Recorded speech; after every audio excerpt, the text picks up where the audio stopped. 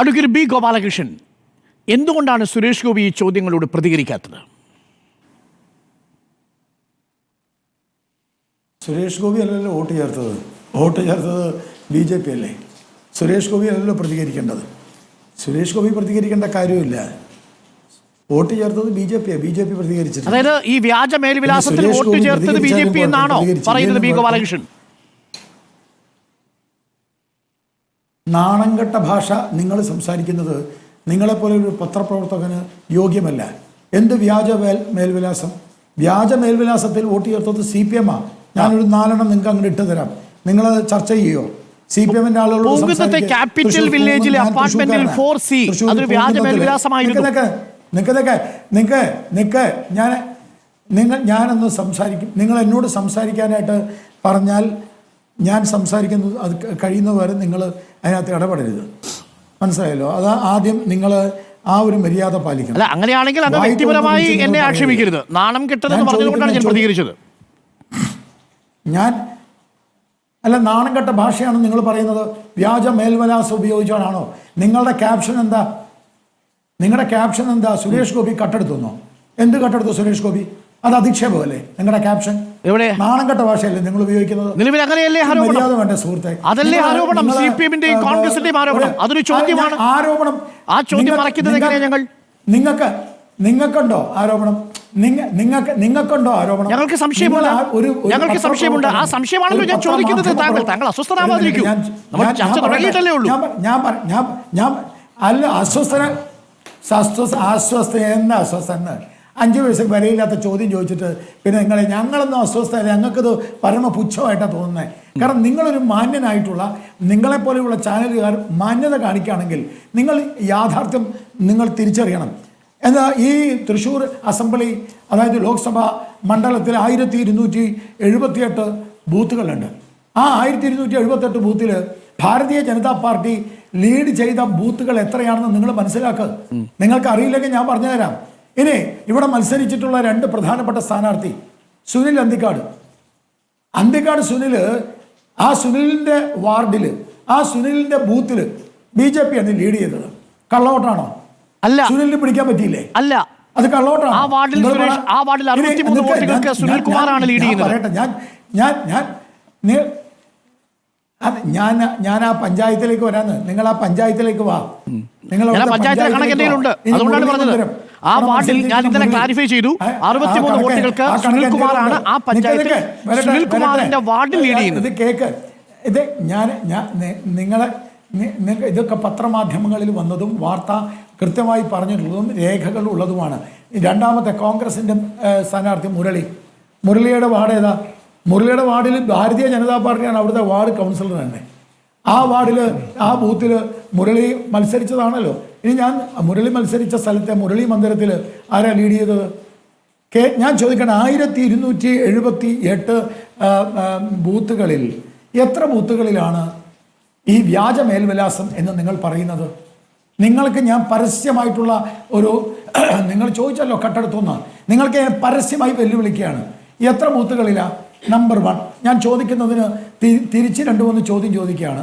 താങ്കൾ അതിന് ഉത്തരം പറയണം. എത്ര ബൂത്തുകളിലാണ് എന്ന് താങ്കൾ മനസ്സിലാക്കുക. രണ്ടാമത്തെ കാര്യം, എത്ര വോട്ടാണ് ഈ രീതിയിൽ ചേർത്തു എന്ന് ഇവർ പറയുന്നത്? അതും നിങ്ങൾ മനസ്സിലാക്കുക. 74,678 വോട്ട്, റഫ്ലി സ്പീക്കിംഗ് 75,000 വോട്ടിനാണ് സുരേഷ് ഗോപി ജയിച്ചത്.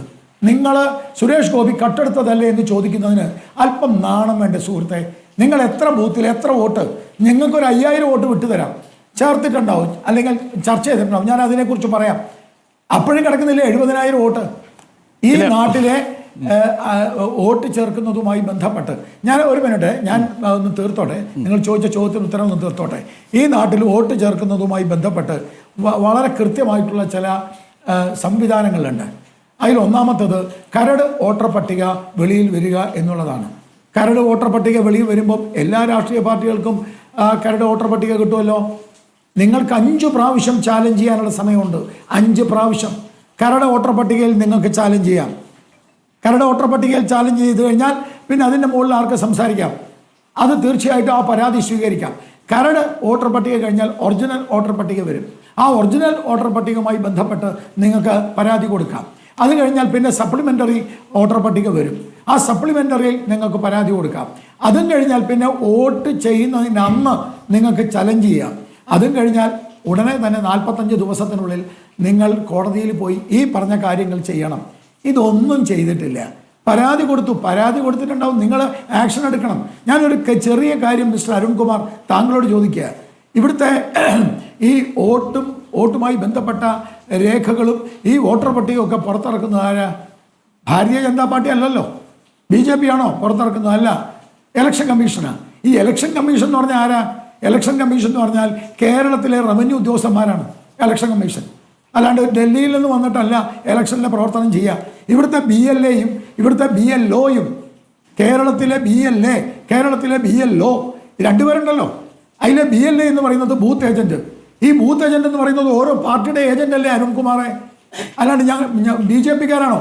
ഒന്നുകിൽ ഈ ഏജന്റുമാരെല്ലാം കൂടി തീരുമാനിച്ചു ഇടതുപക്ഷത്തെ തോൽപ്പിക്കാൻ, CPMന്റെ ഏജന്റുമാർ തീരുമാനിച്ചു CPIയെ തോൽപ്പിക്കാൻ, കോൺഗ്രസിന്റെ ഏജന്റുമാർ തീരുമാനിച്ചു BJPയെ ജയിപ്പിക്കാൻ, മുരളിയെ തോൽപ്പിക്കാൻ എന്ന് പറയേണ്ടി വരും. BLO ആരാ? കേരളത്തിലെ BLOയിൽ എത്ര BJPക്കാരുണ്ട്? നിങ്ങളൊന്ന് അന്വേഷിക്കുക. നിങ്ങൾ BJP സുരേഷ് ഗോപിയെ തോൽപ്പിക്കാൻ ഇടതും വലതും മരിച്ച് നടക്കായിരുന്നില്ലേ? കേരളത്തിലെ ഈ തൃശ്ശൂർ ജില്ലയിലെ തൃശ്ശൂരിലെ ഈ ലോക്സഭാ മണ്ഡലത്തിലെ BLO, ആ BLOമാരിൽ എത്ര പേർ BJP ഉണ്ട്? BLOമാരല്ലേ വോട്ട് ചേർക്കുന്നത്. ഇനി വോട്ട് ചേർക്കുന്നതിലേക്ക് ഞാൻ വരാം. അപ്പോൾ താങ്കൾ പറഞ്ഞല്ലോ എന്നോട് വ്യാജ മേൽവിലാസം ഉണ്ടെന്ന്. വ്യാജ മേൽവിലാസം ഉള്ള ഒരെണ്ണം ഞാൻ കൂടുതൽ പറയുന്നില്ല. എൻ്റെ 50 എണ്ണം ഞാൻ ശേഖരിച്ചിട്ടുണ്ട്. എൻ്റെ തൃശ്ശൂർ ടൗണിൽ 50 എണ്ണം. റിപ്പോർട്ടർ ചാനലുകാർക്ക് അതൊന്നും പറയാൻ നേരം ഉണ്ടാവില്ല. സുരേഷ് ഗോപിയുടെ മെക്കെട്ട് കയറാനേ നേരമുള്ളൂ. നോക്കൂ, പുങ്കുന്നത്ത് 14/483 നമ്പർ വീട്. വീട്ടുടമയുടെ പേര് സുബ്രഹ്മണ്യൻ.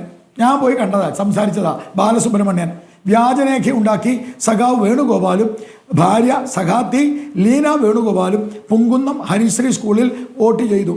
ചേർത്തതാര? സഖാവ് കണ്ണൻ. ഇതാണ് കള്ളവോട്ട്. ഭാരതീയ ജനതാ പാർട്ടിയുടെ പ്രവർത്തകർക്ക് നേരെ നിങ്ങൾ പറയുന്നത് കള്ളവോട്ടല്ല. എന്താ അതിൻ്റെ കാരണം ഞാൻ പറയാം. അതും കൂടി പറയുമ്പം ഈ ചർച്ച ഏതാണ്ട് മനസ്സിലാവും.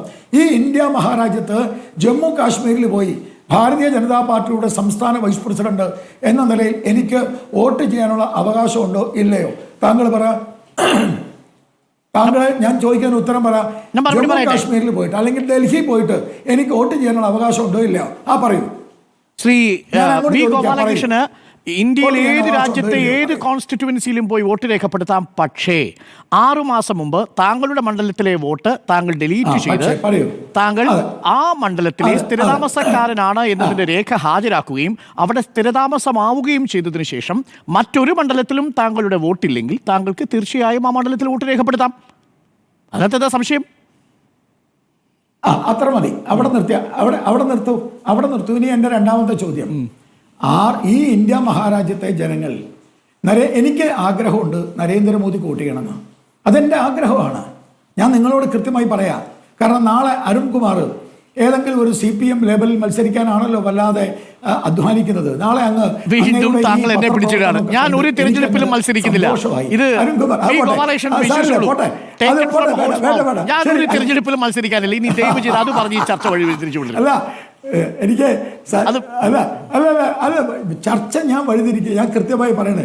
അങ്ങ് മത്സരിച്ചു. അത് എനിക്കൊരു ഇമാജിനേഷനാണ്. എനിക്ക് ഇമാജിൻ ചെയ്യാനുള്ള അവകാശമുണ്ടല്ലോ. അരുൺകുമാർ മത്സരിക്കുന്നു. കാരണം അദ്ദേഹം അങ്ങയുടെ ഈ സത്യസന്ധമായിട്ടുള്ള പത്രപ്രവർത്തനം കണ്ട് പുളകിതനായ ഞാൻ അരുൺകുമാറിനെ വോട്ട് ചെയ്യാൻ വേണ്ടി വരികയാണ്. ഞാൻ എന്താ ചെയ്യേണ്ടത്?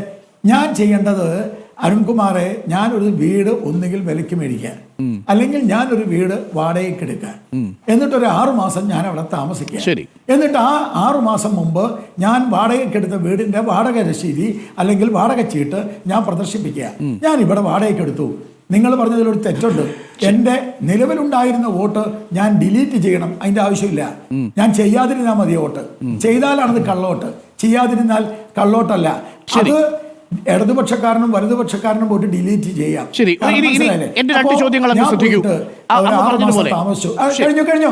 എന്റെ ഒരു മിനിറ്റ് ഞാൻ ഇതൊന്ന് തീർത്താൽ അപ്പം നിങ്ങളുടെ ചോദ്യത്തിലേക്ക് വരാം. ഞാൻ അങ്ങോട്ട് 6 മാസം പോയി താമസിച്ചിട്ട് താങ്കൾക്ക് വോട്ട് ചെയ്തു. തിരിച്ച് താങ്കൾ ജയിക്കുകയോ തോക്കുകയോ എന്തെങ്കിലും ചെയ്തു. അത് കഴിഞ്ഞ് ഒരു 2 മാസം കഴിഞ്ഞപ്പോൾ ഞാൻ അവിടുത്തെ വാടക അപേക്ഷിച്ച് അവസാനിപ്പിച്ച് ഞാൻ വേറൊരു സ്ഥലത്തേക്ക് പോയി. എന്തായാലും തെറ്റ്. ശരി.